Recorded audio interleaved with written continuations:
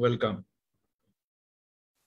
আজকে আমরা otitis media with effusion কানের এই ডিজিজটা নিয়ে আলাপ করব। অটাইটিস মিডিয়া উইথ ইফিউশন আরেক নাম হলো নন সাপোরেটিভ অটাইটিস মিডিয়া। নন সাপোরেটিভ অটাইটিস মিডিয়া অর্থাৎ কানের মধ্যে ইনফ্লামেশন আছে কিন্তু কোনো সাপোরেশন নেই, মানে not with fast forming organisms. এগুলোর মধ্যে সব জায়গায় আমরা যদি টেস্ট করি কিছু অর্গানিজম পাওয়া যাবে, that the organisms are not the cause of the disease, there near presence is there. Non suppurative otitis media এটার অনেকগুলো নাম। আমরা অটাইটিস মিডিয়া উইথ ইফিউশন একটা সবচেয়ে অ্যাকসেপ্টেড নাম, কাজে আমরা এটাকেই আমরা ধরে নেব যে এটা আমরা নন সাপোরেটিভ অটাইটিস মিডিয়া। ব্লু ইয়ার এটা আরেকটা নাম, অর্থাৎ কানের ভিতরে যদি পানি জমে যায়, ফ্লুইড জমে যায়, মিউকাস জমে যায়, এটা যদি অনেক দিন জমতে জমতে ঠিক হয়ে যায় এটাকে আমরা বলি blue ear. Catarrhal otitis media, cater শব্দটা যেমন নেজাল ক্যাটার, ওরাল ক্যাটার, এরকম ক্যাটার মানে হলো ওয়াটারি সিক্রেশন। মিডল ইয়ারে যদি ওয়াটারি সিক্রেশন জমে, সিরাস সিক্রেশন জমে, সিরাস কন্টিনিউন, এবং সিক্রেটরি অটাইটিস মিডিয়া একদম সবচেয়ে ওল্ডেস্ট নেম। সিক্রেটরি অটাইটিস মিডিয়াটা একটা মনে হয় যেন আসলে কিন্তু মিডল ইয়ারে সিক্রেশন হয়, কিন্তু সিক্রেটরি অটাইটিস মিডিয়া বলতে একটা ইমপ্রেশন আসে যে কান থেকে বাইরে কিছু সিক্রেশন হয়ে আসতেছে। এখানে কিন্তু কোনো সিক্রেশন থাকে না, কান সবসময় ড্রাই থাকে, এখানে কোনো ডিসচার্জ নেই। কাজে এই নন সাপোরেটিভ অটাইটিস মিডিয়া বা otitis media with effusion, blue ear, catarrhal otitis media, serous otitis media, secretory otitis media, এই সমস্ত সিচুয়েশনে কখনোই কানের মধ্যে কোনো ডিসচার্জ থাকে না কান থেকে, কিন্তু ফ্লুইড থাকে মিডল ইয়ার ক্ল্যাফটের মধ্যে। আমি আমার এক্সপিরিয়েন্স থেকে একটা কথা সবসময় বলে রাখি, সেটা হলো যে অটাইটিস মিডিয়া উইথ ইফিউশন এটাকে সংক্ষেপে আমরা বলি OME। এই যে OME যখন আমরা বলি, এটা কিন্তু পরীক্ষায় রিটেনে OME হিসেবে আসে, অন্যান্য সব জায়গায় এটা বহুল প্রচলিত বলে শব্দটা এখন OME নামে পরিচিত। আর আমরা যখন পরীক্ষার সময় কাউকে জিজ্ঞেস করি হোয়াট ইজ OME, আমি প্রায় দেখেছি স্টুডেন্ট হঠাৎ করে বলে বসে যে otitis media externa. Otitis media externa এই জাতীয় কোনো রোগের নাম ক্লাসিফাইড কখনো শুনি নাই, কখনো নাই, শুধু ভুলভাবে স্টুডেন্টদের মুখ থেকে শুনে থাকি। কাজে এটা কোনো এই ধরনের ভুলটা করা যাবে না, যারা ক্লাসে থাকে ওরা কখনো এই ভুল করে না।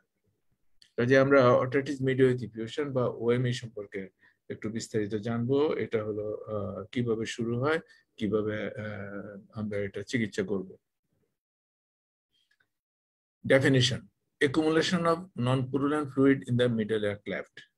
আমরা acute supportive otitis মিডিয়াতেও কিন্তু এই যে purulent fluid accumulation due to inflammation of the mucoperiosteum, এরকম কোথায় মিডল ইয়ার ক্ল্যাফটে, এখানেও কিন্তু আমরা মিডল ইয়ার ক্ল্যাফট বলছি, মিডল ইয়ার ক্যাভিটি বলি নাই, because middle ear cleft composed of the middle ear cavity, the eustachian tube, the Editas aerantrum, the mustard antrum, and the air cell system.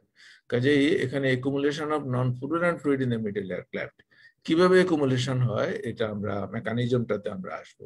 কেমন ডেফিনিশনটা কিন্তু সবাইকে খুব সংক্ষেপে জানতে হবে, ভুল করা যাবে না। accumulation of non-purulent fluid, accumulation of serous fluid এরকম in the middle ear cleft.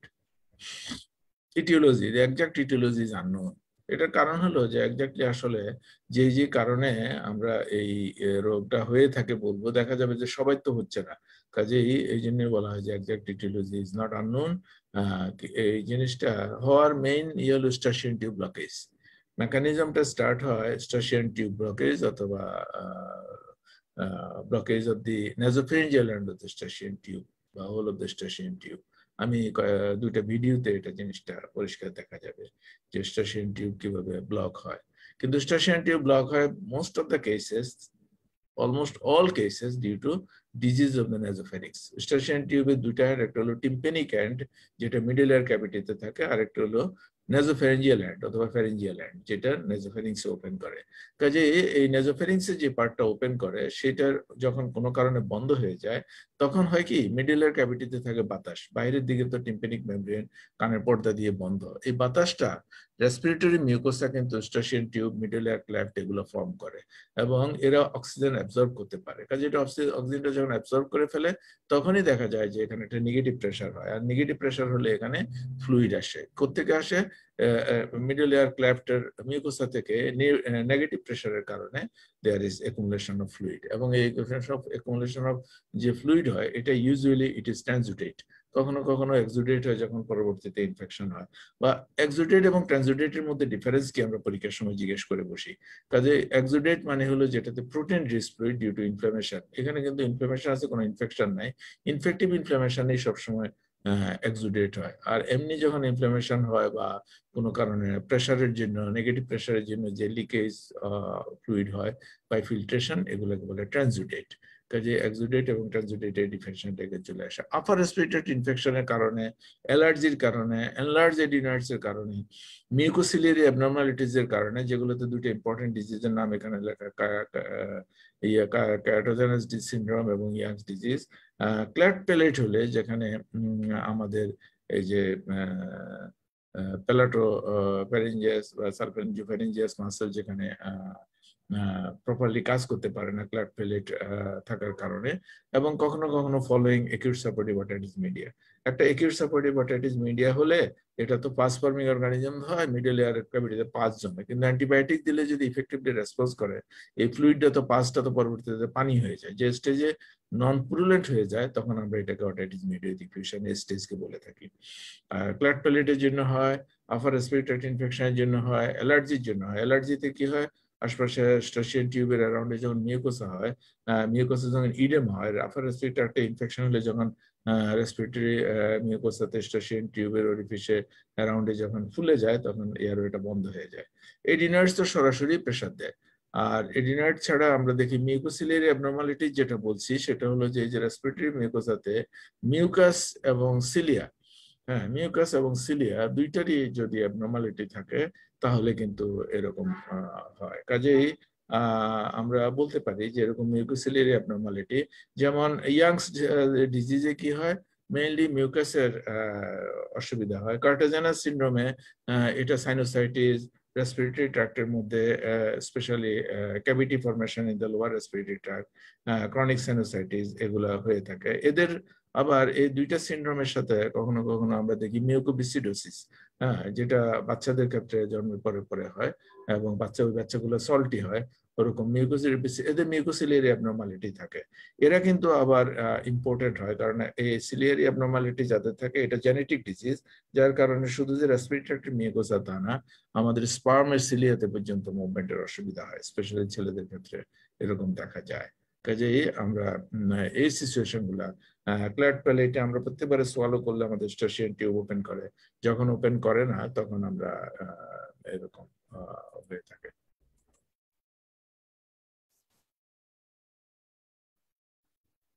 Following acute supportive otitis media, infection যখন কন্ট্রোল হয়ে যায়, তখন আমরা এরকম দেখতে পারি। কাজে আমরা এই কথাগুলা বলে থাকি।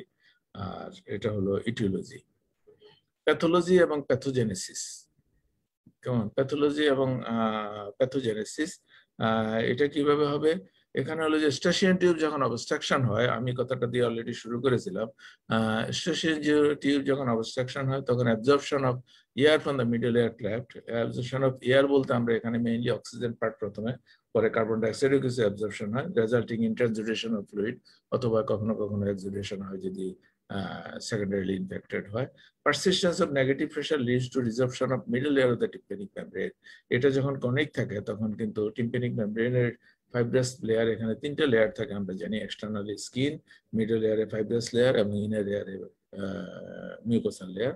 এই তিনটা layer, tympanic membrane is unique, having 3 germ layers in the tympanic membrane. কাজেই আমাদের এখানে যখন এটা হয়, তখন টিম্পেনিক মেমব্রেনটা আমরা বলি রিট্রাক্টেড হয়ে যায়, মিডল লেয়ার ক্যাভিটির দিকে টেনে চলে যায়। কাজেই এটা আমরা মিডল এয়ার ক্যাভিটিতে তখন প্রেসার কমে যায়, এয়ারটা অ্যাবজর্ব হয়ে যায়, নেগেটিভ প্রেসার হয়, ফ্লুইড জমে। এটা হলো pathology and pathogenesis. Otitis media with ডিফিউশনের উপরে একটা ছোট্ট video. Does your child ignore you, become distracted, or not listen to you? Or do they turn up the volume on the TV? The reason could be otitis media with effusion, OME, or glue ear. But first, shortly, how a healthy ear works. It is divided in 3 parts: outer, middle, and inner ear. When sound waves hit the eardrum, it vibrates and causes the linked bones to move, passing sound waves to the inner ear. Signals will be sent through the hearing nerves to the brain, allowing us to hear. The middle ear is normally filled with air and connected to the nose by the eustachian tube, allowing air to move into the middle ear to keep the same air pressure on both sides of the eardrum. If the eustachian tube is blocked or swollen and not open properly, a vacuum will be developed, drawing fluid into the middle ear. This condition may cause a sticky, glue-like effusion to develop in the middle ear, with subsequent hearing impairment and ear discomfort, known as otitis media, OME, with effusion, or glue ear. Glue ear is common. 8 out of 10 children suffer from it before the age of 10, and 7 out of 10 will have it before they reach the age of 4. In many cases, no treatment is needed, as the condition may resolve itself within 3 months. Some children need to undergo surgical treatment to equalize the middle ear pressure, which involves insertion of ventilation tubes. Insertion of tubes does not cure, it just relieves the symptoms, and in 1 of 3 children, additional insertion will be needed within 7 months. If the pressure in your child's ear can be normalized in other ways, symptoms such as hearing loss can be reduced, as can the need for surgery. অনেকগুলো কথাই এখানে সংক্ষেপে চলে আসলো যে আমাদের middle এয়ারের ভিতরে যে ফ্লুইডটা থাকে এই ফ্লুইডটা যদি সরিয়ে দেওয়া যায় তাহলে টিম্প্যানিক মেমব্রেনের দুই পাশেই প্রেসার ইকুয়ালাইজ হয়ে যায় এবং তখন আমরা এটা শুনতে পারি, ঠিকমতো শোনা যায়। ক্লিনিক্যাল প্রেজেন্টেশন অলরেডি কথাগুলো বলা হয়ে গেছে, তবুও আমি বলবো যে deafness, earache, backwardness in school, tinnitus and features of background disease. এখানে ডেফনেস বাচ্চা কানে কম শুনে এবং এটা সবসময় এক্সটার্নাল ইয়ার এবং মিডল ইয়ারের ডিজিজে কন্ডাক্টিভ ডেফনেস হয়। ইয়ারেক হয় কানের ভিতরে নেগেটিভ প্রেশারের কারণে, ইয়ারেক বাচ্চারা অনেক সময় রাত্রে কাঁদেও ঘুমের মধ্যে। ব্যাকওয়ার্ডনেস ইন দ্য স্কুল মানে হলো বাচ্চাদেরকে স্কুলে দিলাম কিন্তু ঠিকমতো শোনে না বলে আমরা বলি অনেক সময় বিহেভিয়ারাল চেঞ্জ, যে বাচ্চাদেরকে অনেক সময় বলে যে বাচ্চা তো কথা শুনে না বলতে বাচ্চার বিহেভিয়ারাল চেঞ্জ বা বাচ্চা বেয়াদব বলেও বাবা মারা অনেক সময় বলে থাকে। আসলে ব্যাপারটা তা না, বাচ্চা তো শুনে নাই, কোনো দিকে ডাকলে কোনো কিছু করতে বললে করে না, খেলতে বললে খেলে না, বা কোনো ইনস্ট্রাকশন দিলে বিকজ হি ক্যানট হিয়ার, এটা কিন্তু অনেক প্যারেন্টসরা বুঝতে পারে না। কাজেই এটা খেয়াল করতে হবে যে সে কেন স্কুলে পিছিয়ে পড়ছে, ইন্টেলিজেন্ট বাচ্চা, কাজেই এটা যার কোনো অ্যাবনর্মালিটি নাই। আর টিনিটাস কিন্তু হলো এজ এ কম্পোনেন্ট অফ ডেফনেস। যখনই কারো ডেফনেস হয় তখন কানের মধ্যে টিনিটাস হয়। কোনো বাচ্চা বলতে পারে যে কানের ভিতরে শস্য শোনা যায়, কেউ বলতে পারে না। কাজে ফিচার্স অফ ব্যাকগ্রাউন্ড ডিজিজ বলতে এখানে আমরা যে অ্যালার্জিক রাইনাইটিসের কথা বললাম, সাইনোসাইটিসের কথা বললাম, মিউকোসিলিয়ার অ্যাবনর্মালিটিসের কথা বললাম, ক্ল্যাট প্যালেটের কথা বললাম, এনলার্জ এডিনোয়েডের কথা বললাম। ইভেন কারো যদি নাকে কোনো নেজোফ্যারিঞ্জিয়াল কোনো টিউমার থাকে, কোনো পলিপ থাকে, কোনো ফরেন বডি থাকে, এগুলোতে কিন্তু সিমটম হয় এবং এগুলোর সাথে ক্রনিক হলে স্টেশন টিউব অবস্ট্রাকশন হয়ে মিডল এয়ার ক্যাভিটিতে নেগেটিভ প্রেশার হয়ে যায়। কাজে এই ডিজিজের সাথে deafness, earache, backwardness in the school, tinnitus এবং কোল্ড, মাউথ ব্রিদিং, এই সমস্ত জিনিস এসে যাবে যখন কোনো একটা বাচ্চা এডিনোয়েডের কারণে যদি মাউথ ব্রিদিং হয়, ক্ল্যাট প্যালেটের বাচ্চা, ওটাইটিস মিডিয়া উইথ ইফিউশন আছে কিনা এগুলা দেখতে হয় পরীক্ষা করে। কেমন ডায়াগনোসিস করতে হয় ক্লিনিক্যাল ফিচার এবং অটোস্কোপিক ফাইন্ডিং। ক্লিনিক্যাল ফিচার এবং অটোস্কোপিক ফাইন্ডিং এর উপরে হবে ডায়াগনোসিস এবং অডিওমেট্রি এটাকে কনফার্ম করবে।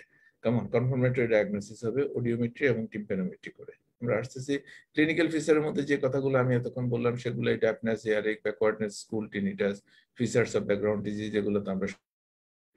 অটোস্কোপিতে দেখা যাবে টিম্প্যানিক মেমব্রেনটা ডাল। নর্মাল টিম্প্যানিক মেমব্রেন কিন্তু পার্লি হোয়াইট, অর্থাৎ পার্লের মতো, মুক্তার মতো চকচক করে টিম্প্যানিক মেমব্রেন, কিন্তু এখানে দেখা যাবে ডাল। একটা ডাল, আমি একটা ছবি দেখাবো। ডাল মানে হলো একটু ঝাপসা হয়ে গেল, কালারটা ব্রাইটনেস নাই, ডালনেস হয়ে গেছে, ঝাপসা হয়ে গেছে। ফিচারলেস, এই দুটা খুব ইম্পর্টেন্ট শব্দ। রিট্রাক্টেড টিম্প্যানিক মেমব্রেন অ্যাডভান্স স্টেজে যে টিম্প্যানিক মেমব্রেনটা ভিতরের দিকে টেনে গেছে। কেমন এই যে ফিচারলেস মানে কি? টিম্প্যানিক মেমব্রেনের কতগুলো ফিচার আছে। ফিচারগুলো কি কি? কোন অফ লাইট, ল্যাটারাল এবং long process of the malleus, the umbo, anterior posterior malleolar folds, the pars tensa, pars flaccida, অর্থাৎ এটার যে অংশগুলা, বিশিষ্ট অংশগুলা, পার্স টেন্সা, পার্স প্লাসিডা, তারপরে মেলিউলার ফোল্ডস, মেলিয়াস, ইনকাস, এই যে জিনিসগুলো যে দেখা যাবে টিম্প্যানিক, এটা ঘোলা হয়ে যাওয়াতে আর কিছুই দেখা যাচ্ছে না। কেমন আমি পরবর্তী ছবিতে দেখাচ্ছি। রিট্রাক্টেড টিম্প্যানিক মেমব্রেন আমরা বলি হ্যান্ডেল অফ মেলিয়াস ইজ ফোরশুটেড। ফোরশুটেড মানে হ্যান্ডেল অফ মেলিয়াস, এটা লম্বা জিনিস, অবলিক হয়ে থাকে, যখন ভিতরের দিকে টান খেয়ে যায় তখন দেখা যায় শর্ট হয়ে গেছে।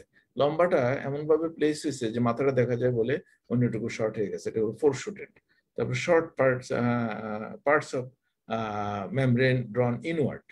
আমি পরের ছবিতে দেখাচ্ছি। অডিওমেট্রি এবং টিম্পেনোমেট্রি সেটাও আমি দেখাবো যে এখানে স্পেসিফিক টাইপস আছে, যে type A, type D, type B, type C, এদের সাথে এদের রিলেশন। কাজেই আমরা এই ফিচার গুলো দেখে ডায়াগনোসিস করবো। এখানে যেমন অটোস্কোপিক ফাইন্ডিং এ এটা দেখা যাবে, it is a normal tympanic membrane, যেটার কোন অফ লাইট আছে, ইনকাস দেখা যায়, মেলিয়াস দেখা যায়, আম্বু দেখা যায়, পোস্টেরিয়র মেলিউলার ফোল্ড, অ্যান্টেরিয়র মেলিউলার ফোল্ড, এটুকু পাস টেন্সার ক্লিয়ারলি বোঝা যাচ্ছে। কিন্তু এটার মধ্যে এরকম কিছু বোঝা যাচ্ছে না, যে হ্যান্ডেল অফ মেলিয়া ঝাপসা হয়ে গেছে, কোন অফ লাইট স্প্লিটেড হয়ে গেছে, কখনো কখনো অ্যাবসেন্ট হয়ে যায়। এটা যেমন স্প্লিটেড হয়েছে এক স্টেজে, স্টেজে আরো বেশি সামান্য একটু রয়ে গেছে, কখনো কখনো একটু থাকে না। কাজে এখানে মেলিয়াসের একটু আম্বু দেখা যাচ্ছে, কিন্তু ইয়েগুলো ভালো করে দেখা যাচ্ছে না, গোলা হয়ে গেছে, ফোরশুটেন্ট হয়ে যায়, শর্ট হয়ে যায় যেন। কেমন এই চেঞ্জ গুলো দেখলে আমরা অটোস্কোপিতে টিম্পেনিক মেমব্রেনের ডালনেস দেখে আমরা এটা ডায়াগনোসিস করে থাকি। অডিওমেট্রি, টিম্পেনোমেট্রি এবং স্ট্যাপিডিয়াল রিফ্লেক্স থ্রেশহোল্ড, এটা হলো যে অডিওমেট্রি করলে আমরা কিন্তু অডিওমেট্রি সম্পর্কে আমরা ইনভেস্টিগেশনের কথা বলেছিলাম। সেখানে এই যে এখানে থাকে ফ্রিকোয়েন্সি অ্যাবসিস আছে, আর অর্ডিনেটে থাকে লাউডনেস ইন ডেসিবেল। এখানে থাকে আমরা যদি এটা দেখে থাকি, নর্মালি আমরা বলছিলাম যে 0 থেকে 30 ডেসিবেল পর্যন্ত, 0 থেকে 20 পর্যন্ত নর্মাল থাকে, বাচ্চাদের ক্ষেত্রে 30 পর্যন্ত আমরা অ্যাকসেপ্ট করি। কিন্তু যখন অটাইটিস মিডিয়া উইথ ডিফিউশন হয়, তখন দেখা যায় যে এয়ার কন্ডাকশনটা কিন্তু কমে গেছে। বোন কন্ডাকশন, নার্ভের এফেক্ট কিন্তু ঠিক আছে। বোন কন্ডাকশনটা ইন্ডিকেট করে যে নার্ভ কেমন আছে, বাচ্চা নার্ভ তো ঠিক আছে, কাজে এটা নর্মাল থাকে। কিন্তু এয়ার কন্ডাকশনটা, কন্ডাকটিভ ডেফনেসে কিন্তু এয়ার কন্ডাকশন কমে, এটা কমে গেল। এই যে এখানে 60 ডেসিবেল পর্যন্ত কমে গেল, 50 ডেসিবেল কমে গেছে, 60 ডেসিবেল কমে গেছে, একটা বেশি এয়ারবোন গ্যাপ আছে। এই বি টাইপ অফ এবং অথবা সি টাইপে দেখা যায় ফ্লুইডটা খুব ঠিক হয়ে গেছে, বি টাইপে দেখা যায় ফ্লুইড মিডল এয়ারে ভর্তি আছে, এবং এটা normal A type of zero লেভেলে পিক থাকে, যে এই টাইপ অফ টিম্পেনোগ্রাম। কাজে আমরা এই যে টিম্পেনোমেট্রি, টিম্পেনোগ্রাম, তারপর টিম্পেনোমিটার দিয়ে আমরা এটা করি, কাজে বা অডিওমিটার দিয়ে করি, আমরা কিন্তু এগুলো বলেছিলাম। এবং স্ট্যাপিডিয়াল রিফ্লেক্স থ্রেশহোল্ড আমরা দেখি, এই যে স্ট্যাপিডিয়াল রিফ্লেক্স থ্রেশহোল্ড হলো এটা, এখানে দেখা যায় 85 ডেসিবেল হলো স্ট্যাপিডিয়াল রিফ্লেক্সের। আমরা বলি যে 85 ডেসিবেলের চেয়ে যদি বেশি হয়, তাহলে এটা অ্যাকাস্টিক রিফ্লেক্স অ্যাবসেন্ট থাকে। এই যে এখান থেকে অ্যাকাস্টিক রিফ্লেক্স কমতে কমতে এখানে একদম অ্যাবসেন্ট হয়ে গেছে, আরো বেশিতে তো আরো অ্যাবসেন্ট। এই জিনিসগুলা ঠিক স্পেশালিস্ট ছাড়া বোঝা কঠিন, কিন্তু পরীক্ষার সময়, এমবিবিএস পরীক্ষার সময় কিন্তু এরকম গ্রাফ দেওয়া হয়। এবং এটা কি ধরনের ডিফনেস, কন্ডাকটিভ ডিফনেস, এটার সাথে ডিফারেনশিয়াল ডায়াগনোসিস কি, অটাইটিস মিডিয়া উইথ ডিফিউশনাল ডায়াগনোসিস, এছাড়া অটোস্ক্লেরোসিস, সিএসওএম, এরকম কন্ডাকটিভ ডিফনেসের আর কারণগুলো আমরা বলে থাকি। কাজেই আমরা অ্যাকাস্টিক রিফ্লেক্স বা স্ট্যাপিডিয়াল রিফ্লেক্স টিম্পানিক মেমব্রেন থেকে আমরা এখানে যে কিভাবে সাউন্ড আসে, রাউন্ড উইন্ডো, ওভাল উইন্ডো, আমরা এগুলো সম্পর্কে আগে বলেছিলাম। ট্রিটমেন্ট, এই যে অটাইটিস মিডিয়া উইথ ডিফিউশন বা নন সাপোর্টিভ অটাইটিস মিডিয়া ট্রিটমেন্ট সম্পর্কে তিনটা কথা এখানে, এ বি সি। এ হলো মেডিকেল ট্রিটমেন্ট, বি হলো সার্জিক্যাল ট্রিটমেন্ট, সি হলো ট্রিটমেন্ট অফ অ্যাসোসিয়েটেড ডিজিজ। এই যে আমরা বলেছিলাম সোর্স অফ ইনফেকশন, এডিনয়েড যদি থাকে, adenoidectomy, tonsillectomy, septoplasty, endoscopic surgery, allergy, sinus disease এর জন্য এন্ডোস্কোপিক সার্জারি, এগুলো কিন্তু আসলে এটা ট্রিটমেন্ট। কিন্তু মনে রেখে না বললে, শুধু এই মেডিকেল ট্রিটমেন্টটা বলে চুপ করে থাকলে, জিজ্ঞেস করলে একটা সার্জিক্যাল ট্রিটমেন্ট বললো, এটা কিন্তু বললে কিন্তু আমরা কখনোই খুব ভালো মার্কস দিতে চাই না। কাজে এই ট্রিটমেন্ট বললে বলতে হবে যে মেডিকেল ট্রিটমেন্ট, সার্জিক্যাল ট্রিটমেন্ট এবং treatment of the associated diseases, যে treatment of the causal factors, হ্যাঁ, যে কোনো ভাবে বলা যাবে। কাজে মেডিকেল ট্রিটমেন্টের মধ্যে আমরা সবসময় আমরা স্টুডেন্টদের পরীক্ষার সময় বলি যে কি ওষুধ দেবে, একটা অ্যান্টিবায়োটিক দেবো, এ কথা বলে বসে থাকে। ব্যাপারটা কিন্তু তা না। অ্যান্টিবায়োটিক, একটা systemic antibiotic like amoxicillin 500 milligram 3 times in a day for 7 days অথবা for 10 days, একটা কিন্তু কমপ্লিট করতে হবে ডোজটা বলে। এটা সবসময় পরীক্ষার সময় এটা স্যাররা শোনেন। এবং নেজাল ডিকনজেস্ট্যান্ট দিতে হবে, একটা অ্যান্টিহিস্টামিন, সিস্টেমিক ডিকনজেস্ট্যান্ট, ফেক্সোফেনাডিন। ফেক্সোফেনাডিনের মধ্যে এখানে আমি 60, 120, 180 মিলিগ্রাম, যেহেতু যদি বাচ্চা হয় মোর দেন মানে লেস দেন 40 কেজি হয়, তাহলে তার হবে 60 কেজি, 40 to 60 কেজির মধ্যে হলে 120 মিলিগ্রাম, এবং মোর দেন 60 কেজি হলে 180 মিলিগ্রাম ডেইলি ফর 1 month, এরকম বলতে হবে। আর নেজাল ডিকনজেস্ট্যান্ট আমরা জানি অক্সিমেটাজোলিন এবং জাইলোমেটাজোলিন দুটো জিনিস। জাইলোমেটাজোলিনের স্ট্রেংথ হলো 0.05% for children and 1.1% for adult, এবং অক্সিমেটাজোলিন হলো 0.025% for children and 0.05% for adult. এই চিলড্রেন এবং অ্যাডাল্টের নেজাল ডোজের ক্ষেত্রে শুধু 12 বছর দিয়ে ভাগ করা হয়। 4 ফোঁটা দিতে হবে 3 times in a day for 10 days বা 12 days, একটা বা 7 days, একটা কিছু কিন্তু কমপ্লিট বলতে হবে। এই যে এই 4 ড্রপ দিতে হবে কেন? 4 ড্রপ দিতে হবে এই জন্য যে নাকের মধ্যে 1 ড্রপ 2 ড্রপ দিলে নাকের সামনে টার্বিনেটের এদিকে থেকে যাবে, স্টাশিয়ান টিউব পর্যন্ত যাবে না। আমাদের ডিজিজ কিন্তু স্টাশিয়ান টিউব অবস্ট্রাকশন। কাজেই আমরা স্টাশিয়ান টিউব পর্যন্ত যাই বুঝবো কি করে? গলার মধ্যে যদি তিতা লাগে তাহলে বুঝবো যে হ্যাঁ ওষুধটা ঠিক মতো দেয়া হলো। কাজে এটা। আর স্টিম ইনহেলেশন, নাকে ড্রপ দেওয়া 10 মিনিট পরে যদি একটু গরম পানির ভাপ নেয়, বাচ্চাদের জন্য এটা খুব ডিফিকাল্ট হয়ে যায়। একটু বড় বাচ্চা হলে বা অ্যাডাল্ট হলে আমরা এটা স্ট্রংলি রিকমেন্ড করি যে স্টিম নিতে হবে।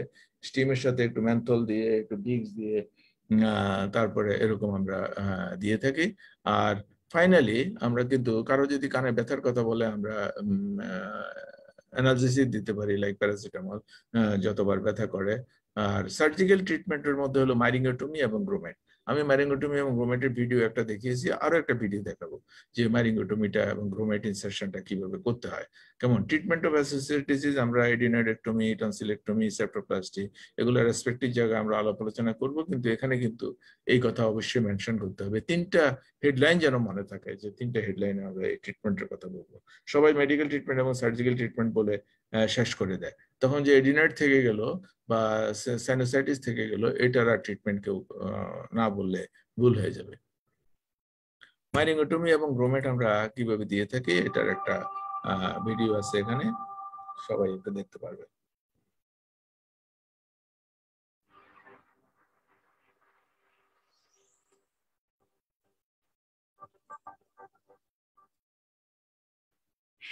Your doctor has recommended that you undergo a myringotomy in order to drain fluid or to treat an infection in the middle ear. But what does that actually mean?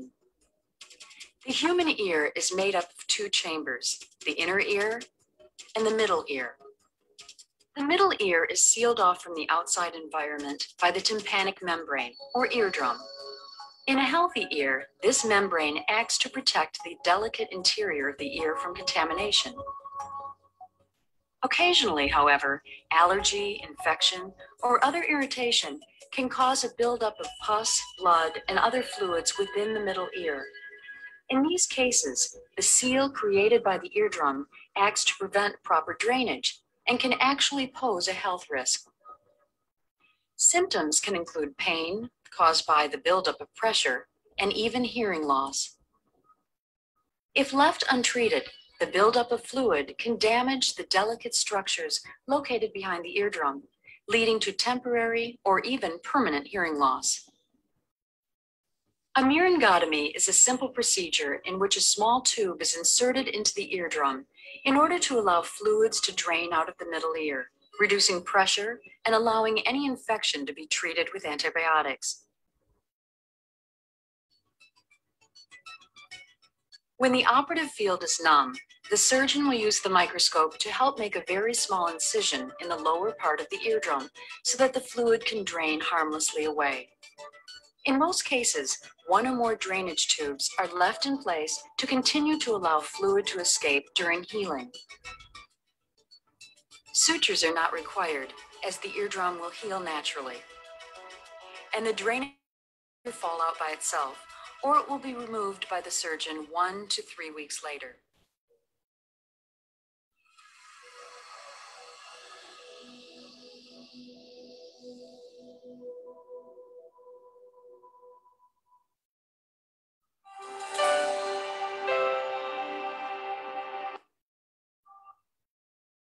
Anyway, আমরা যেটা দিয়ে tympanic মেমব্রেনকে ইনসিশনটা দেই, যেটাকে বলে মাইরিঙ্গোটোম, এটা ল্যান্সিনেট shape, ল্যান্সিনেটের মতো, বল্লমের মতো এরকম একটা মাথা, এটা দিয়ে খুব ছোট্ট আমরা মাইক্রোস্কোপে কাজটা করে থাকি। এই যে টিম্পানিক মেমব্রেনের মধ্যে আমরা টিউব বসিয়ে দিলাম, এবং ছোট্ট একটা টিউব, প্লাস্টিকের ভিতরে একটা ছিদ্র আছে, দুদিকে 2টা ফ্ল্যাঞ্জ আছে, আটকে গেল, এবং মিডল ইয়ার ক্যাভিটি ডিজিজ যখন ট্রিট হয়ে গেল তখন কিন্তু এটা নিজে নিজে পড়ে যাবে।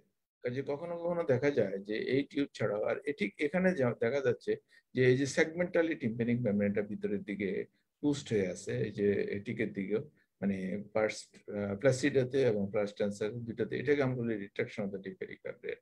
এবং এই যে টিউবের বিভিন্ন রকম আছে, এই যে নর্মালি যে টিউব আমরা গ্রোমেট দিয়ে থাকি এবং এটা কিন্তু নর্মাল মন্টোগোমারি টিউব, কিন্তু এটার মধ্যে একটা শার টিউব মডিফিকেশন, একটা ফ্ল্যাশ বড় করে দেওয়া হয় যখন আমরা দেখি যে মিউকাসটা ভিতরে অনেক থিক গ্লু হয়ে গেছে।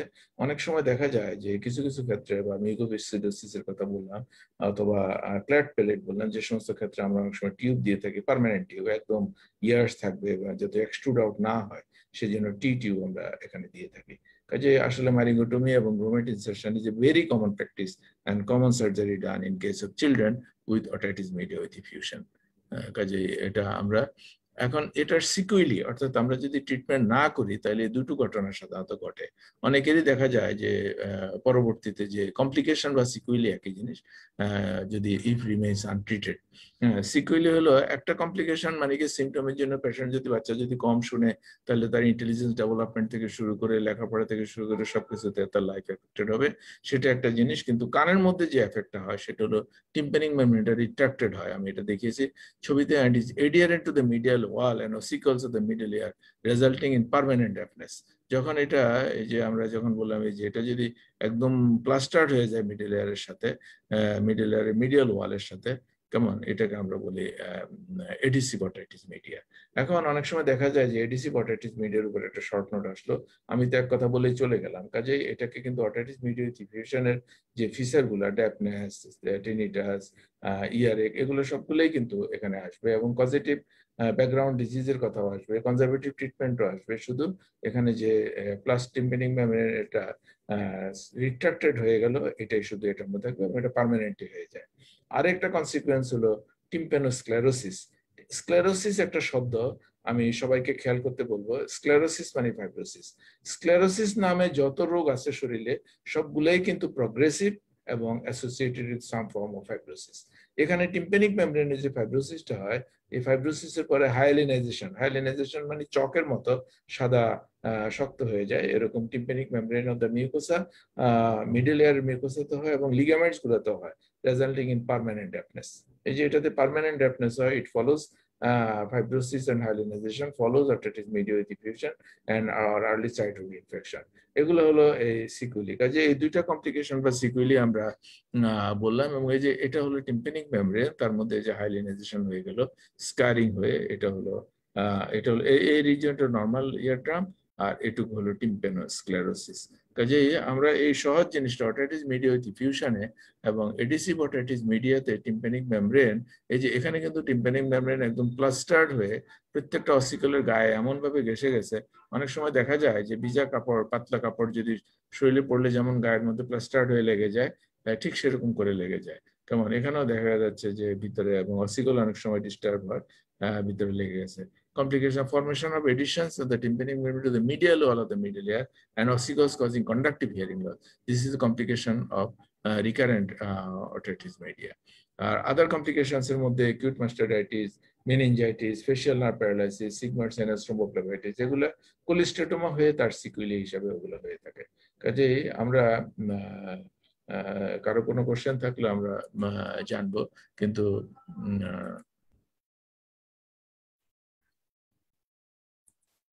যে কথাটা আমি বললাম, আজকের যে টপিকসটা খুবই সংক্ষিপ্ত এবং খুবই ছোট একটা টপিক, যে অটাইটিস মিডিয়া উইথ ইফিউশন অথবা নন সাপোরেটিভ অটাইটিস মিডিয়া, যেখানে মিডল এয়ারের মধ্যে সবসময় পানি জমে থাকে এবং স্টাশিয়ান টিউব অবস্ট্রাকশন হয়ে তারপরে মিডল এয়ারে পানি জমে, এই পানিটা যদি ঘন হয়ে যায় এটাকে আমরা ব্লু এয়ার বলে থাকি। এবং ট্রিটমেন্ট হলো যে নাক, সবগুলো ওষুধ কিন্তু আমরা নাকে দিলাম, অ্যান্টিবায়োটিক দিলাম, অ্যান্টিহিস্টামিন দিলাম, নেজাল ডিকনজেস্টেন্ট দিলাম, স্টিম ইনহেলেশন দিলাম, কেমন, এবং নেজাল ডিজিজ গুলা, সাইনাসের ডিজিজ, তার মানে হলো সবগুলো ডিজিজ স্টাশিয়ান টিউবের মিডল এয়ার থেকে, মানে nasopharyngeal part of the end of the Eustachian tube থেকে যেহেতু শুরু হয়, সেই জন্য এই ডিজিজটাকে আমরা এভাবে ট্রিটমেন্ট করে থাকি। এটা সিকুয়েলি এবং এটা কমপ্লিকেশন সম্পর্কে আমরা বিস্তারিত আলোচনা করলাম। Thank you very much.